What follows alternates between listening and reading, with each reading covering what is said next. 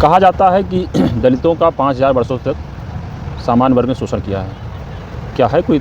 ये पूरी तरीके से पॉलिटिकल नैरेटिव है। जो लोग कहते हैं कि 5000 साल तक शोषण किया है, वो ये देखें कि 5000 साल तक जो सत्ताएं रही हैं वो क्या किसी एक समुदाय, एक वर्ग या व्यक्ति केंद्रित रही हैं? सत्ताएं हमेशा बदलती रही हैं। आक्रांताओं का शासन रहा है, विदेशी आक्रांताओं का। यहाँ के अलग अलग राजाओं ने शासन किया है जो अलग अलग वर्गों से थे। तो फिर आपका ये कहना कि सामान्य वर्ग के लोगों ने SC ST OBC का शोषण किया है, पूरी तरीके से ऐतिहासिक रूप से, तथ्यात्मक रूप से ये गलत है। केवल और केवल एक राजनीतिक एजेंडा और दुष्प्रचार है, जिसकी गिरफ्त में आप सब करके हिंदू समाज की एकता को क्षति पहुँचा रहे हैं। एक बावन विश्राम का एक संगठन है और वो तो लगातार मंचों से ये बात कहते रहते हैं कि हमारा 5000 वर्षों से शोषण किया गया है। तो आखिर उन पर रोक क्यों नहीं लगती है? अगर ये आप कह रहे हैं गलत है तो उन पर रोक क्यों नहीं लगती? उनको खुली छूट दी गई है कुछ भी कहने के लिए। सबसे पहले तुम्हें बता दूं, इस बात से इनकार नहीं है कि इतिहास में किसी जाति वर्ग के साथ भेदभाव नहीं हुआ है। ये इस बात से नहीं, क्योंकि समाज, केवल भारत का ही उदाहरण मत लीजिए, पूरे विश्व का आप उदाहरण लेंगे तो हर देश में एक क्लास रही है और जन्मजात भेदभाव का भी वहाँ पर मामला रहा है। लेकिन उसका सामान्यीकरण जो किया जा रहा है कि एक वर्ग को इस तरह दोषी ठहराया जा रहा है कि इस सब के लिए तुम ही जिम्मेदार हो। आज आप कहते हैं कि जय भीम जय भीम। आप बताइए, मुगलों का शासनकाल रहा है तो आपके साथ उन्होंने भेदभाव नहीं किया? अगर भेदभाव किया था तो आप जय भीम कैसे कहते हैं?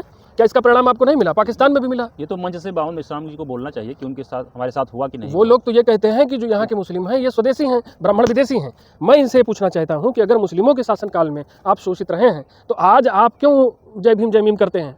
अलीगढ़ मुस्लिम यूनिवर्सिटी, जामिया इस्लामिया यूनिवर्सिटी में आपको आरक्षण कितना प्रतिशत मिलता है? जरा उस पर भी कोई जो धर्मनिरपेक्ष सुरमा है वो उस पर भी तो बोलें। आपको जानकारी कितना परसेंट मिलता है? कुछ नहीं मिलता है। परसेंटेज की बात तो आप जाने दीजिए। हर तरह का शोषण है, मारे गरियाए जा रहे हैं। लेकिन जो है इनको असल में पॉलिटिकल एजेंडे के लिए एक सॉफ्ट टारगेट, एक कमजोर दुश्मन की तलाश करता है शासन तंत्र। मैं आज इनसे पूछता हूं, जब सभी वर्गों का शासनकाल था तो एक वर्ग तुम्हारा शोषक कैसे हो गया? और तुम इस मानसिकता से बात करते हो जैसे कि तुम स्थायी शोषित हो और हम स्थायी शोषक हैं। एक जी बताइए, बड़ी मज़ेदार बात आपने कही कि मुस्लिमों के कॉलेज में इनको कोई आरक्षण मिलता नहीं है। अच्छा, दलितों के मसीहा इसमें बने बैठे हुए हैं, वो चंद्रशेखर रावण संयोग से सांसद भी हैं, तो उनको ये जानकारी नहीं है, उनको कोई बात नहीं उठाते हैं। ये बहुत से संगठन हैं जहाँ पर वो देखेंगे धर्मनिरपेक्षता का मामला है। आप प्रश्न करेंगे उनसे कि ये बात उठाइए। हम तो अपनी बात कह ही रहे हैं। हम तो सर्व सामान्य को अपनी बात कह रहे हैं। हम किसी कम्युनिटी को टारगेट नहीं कर रहे हैं। हम फैक्चुअल, जो सही बात है, तथ्यगत बात है, उसको सामने लाने के लिए आम जनता के बीच हम अपनी बात रख रहे हैं। जो ये शोषण की कहानी गढ़ते हैं, 5000 साल से आपका शोषण हो रहा है और आज लोकतांत्रिक व्यवस्था में आप कहते हैं कि हमारी संख्या 85% है। जिस वर्ग का 5000 साल से शोषण हो रहा है उसको पढ़ने लिखने का अधिकार नहीं हुआ, मंदिर में घुसने का प्रवेश नहीं हुआ।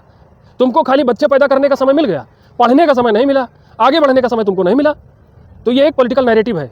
जो लोग अपनी क्षमता विकास नहीं किए, पुरुषार्थ उद्यम नहीं किए, वो अपनी नाकामियों का ठीकरा सीधे सॉफ्ट टारगेट बना करके सामान्य वर्ग के ऊपर मर देते हैं और कहते हैं हमारे शोषक हैं। उनके पास कोई तथ्य नहीं, कोई तर्क नहीं है। तो आके डिबेट करें। सामान्य वर्ग में भी सिर्फ ब्राह्मणों को ही टारगेट कर रहे हैं। कोई अगर राजा होगा जिस वर्ग का व्यक्ति, तो वो पूरा समाज का राजा हो जाएगा। मैं इनसे पूछता हूँ, द्रौपदी मुर्मू अगर राष्ट्रपति बन गई हैं मानिए, तो क्या सभी आदिवासी वर्ग के लोग सब राष्ट्रपति की हैसियत में आ गए हैं? संभव नहीं है। ओबीसी समाज से मोदी जी आते हैं, देश के प्रधानमंत्री हैं, क्या सभी ओबीसी वर्ग के लोग प्रधानमंत्री बन गए हैं? तो ये तो वही बात हुई कि एक व्यक्ति, और जब ये इन लोगों का एक प्रोपेगेंडा चलता है मनुवाद के खिलाफ, एक भी धर्म ग्रंथ की समझ नहीं रखते हैं और एक कोई छोटी छोटी परीक्षा पास करने के लिए इनको आरक्षण की जरूरत पड़ती है, नहीं तो वहाँ भी इनकी कहीं दिखाई नहीं पड़ेंगे। अरे अपनी क्षमता विकसित करो। आप डॉक्टर अंबेडकर को मानते हैं, हम भी उनका सम्मान करते हैं। उन्होंने अपनी क्षमता के आधार पर समाज में जगह बनाई। उनके बाद कितने डॉक्टर अंबेडकर तुम्हारे समाज ने पैदा किया, यही बता दीजिए। दूसरा डॉक्टर अंबेडकर है आपके पास? क्यों नहीं? क्योंकि उन्हीं के नाम पे जीना खाना चाहते हो, अपनी क्षमता विकसित नहीं करना है तुमको। तो ये सामान्यीकरण है, आपको केवल सॉफ्ट टारगेट बनाते हैं। आज ये अपनी संख्या बल दिखा रहे हैं। जिन लोगों ने इनका शोषण किया वो संख्या में कम है और ये शोषित थे, इनकी संख्या बढ़ गई। इनको पढ़ने का अधिकार नहीं मिला, इनको पानी पीने का अधिकार नहीं मिला। सबके लिए कुआं खोद दिया, अपने लिए कुआं नहीं खोद पाए। सब पढ़ के आगे बढ़ गए, ये नहीं पढ़ पाए। और इसमें भारत की जातिगत व्यवस्था को और हवा देने के लिए भारत में जातियों में जो समाज टूट रहा था, विभक्त हो रहा था, असल में वर्ण व्यवस्था का विकृत रूप आया। व्यवहारिक विकृति थी और वर्ण व्यवस्था व्यवहारिक विकृति के चलते वो जाति व्यवस्था में परिवर्तित हो गई। और इसको सूचीबद्ध करने का काम किसने किया? अंग्रेजों ने किया। अंग्रेजों ने तुरंत इसका जो है जनगणना करा दी थी, सूचीबद्ध कर दिया उसको, और उसी सूची को लेकर के आज ये सूचीबद्ध हो गए हैं। जातीय पहचान को स्थायी पहचान मिल गई है। अगर मनुस्मृति उठाएंगे तो इनको अपनी जात का वर्णन नहीं मिलेगा।